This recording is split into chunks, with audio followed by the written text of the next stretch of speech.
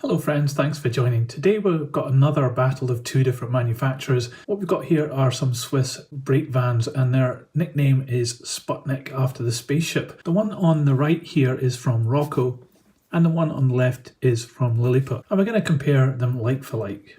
So these are both of the same prototype, and yet there's still some quite major differences between the two models here in the execution that the different manufacturers have done. Starting on the top, you'll see that the Roco one on the right has got smaller air vents than the Liliput one on the left. And there's other differences as well, like the size of the windows and the side of the carriage is larger on the Roco than it is on the Liliput. Let's start off having a closer look at the Roco one though.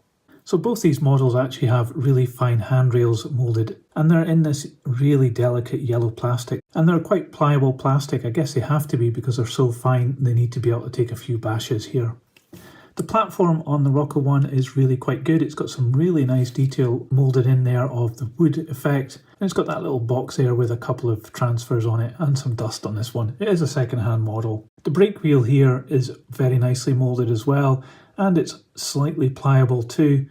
It's got some really nice details coming down there though, and the buffers are quite good as well. Got some really nice steps coming down here on the chassis, and as we start to look down the side of the wagon, there's all this printing here of the numbers, and that's been done really well. The windows on this are flush fit too, and they even have little window surrounds, little black parts on this part here, and silver and black on here. There's a nice panel coming down here with some really good details on it, and at this end we have another window with a nice surround, and this platform with these handrails.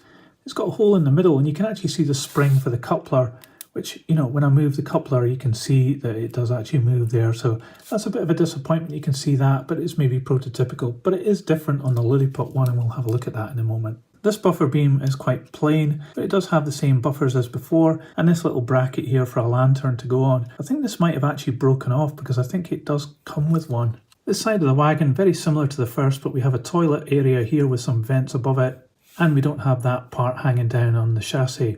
Underneath, this is where this really excels, and we have a dynamo moulded in here which goes around the axle, which is really quite cool, and some very fine brake detail, which is an added part added in there. So very impressive on the underframe on this one. We've got couplings that are cantilever and also in NEM pockets, and brake gear very close to the wheels as well with their little frame there. And now that I've popped these handrails back into the roof, they're actually all straight now, and that's quite good. So they obviously can easily pop out.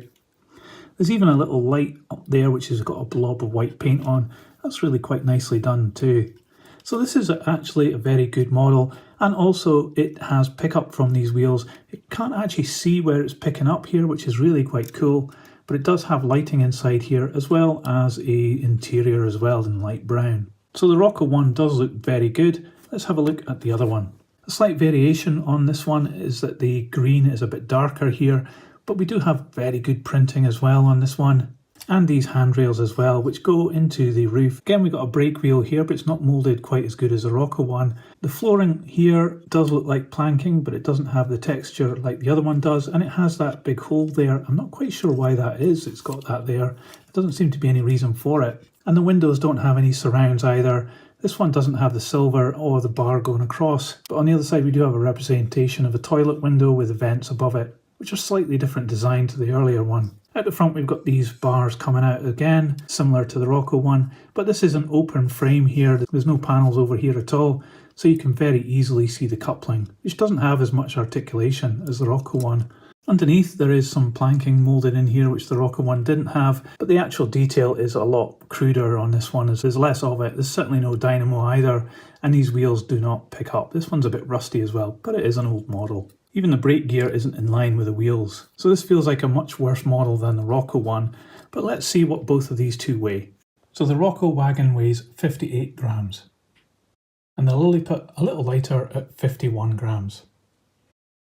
So these are certainly very interesting and characterful little brake vans to have, and these manufacturers have done a great job in actually modelling them. There's a lot of appeal in both of these two, like the colour combinations and the fact that they've taken so much care to do the handrails and make them pliable plastic as well to help with a few bashes here and there. I think the Liliput one at the back is a little bit older. It just feels older and it feels cheaper as well. The chassis isn't so good and there's not quite so much detail. Whereas the Roco one has got some really appealing parts to it, like the handrails are much finer, the window glazing is superb, and the underframe is also really detailed too. It's obviously the clear winner here, and if you have the choice of these two between Liliput and Roco, definitely go for the Roco one.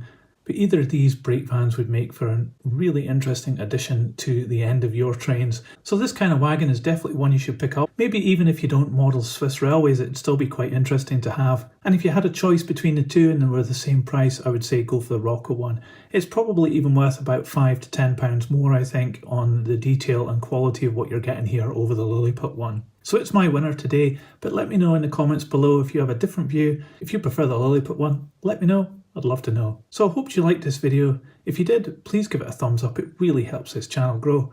I'll put these on the turntable so you can see all the way around. And in a moment, another video will appear on screen. If you click that, I'll see you there. But that's it for this video. Thanks for watching. See ya.